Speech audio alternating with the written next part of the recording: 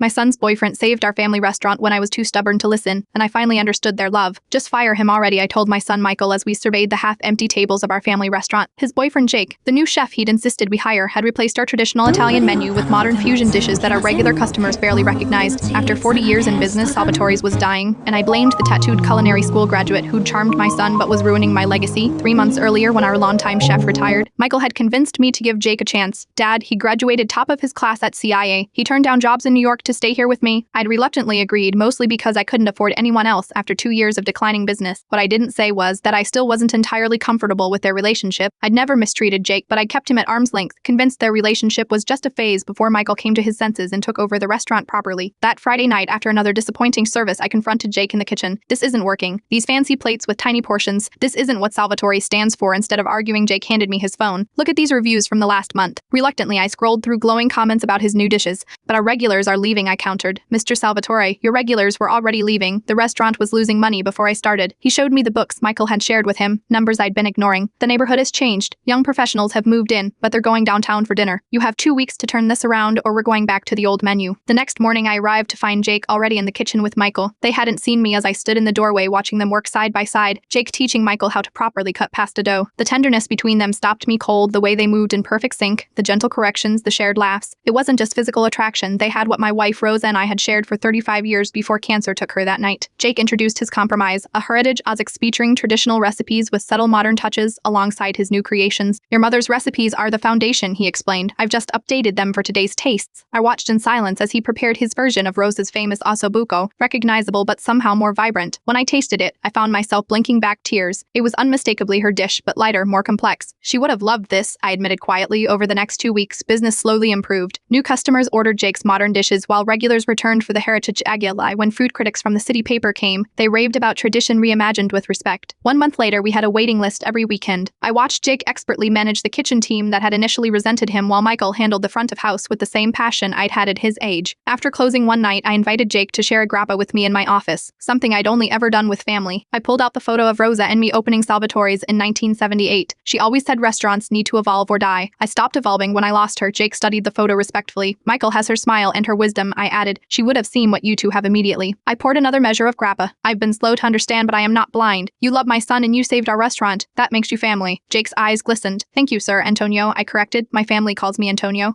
My family calls me Antonio.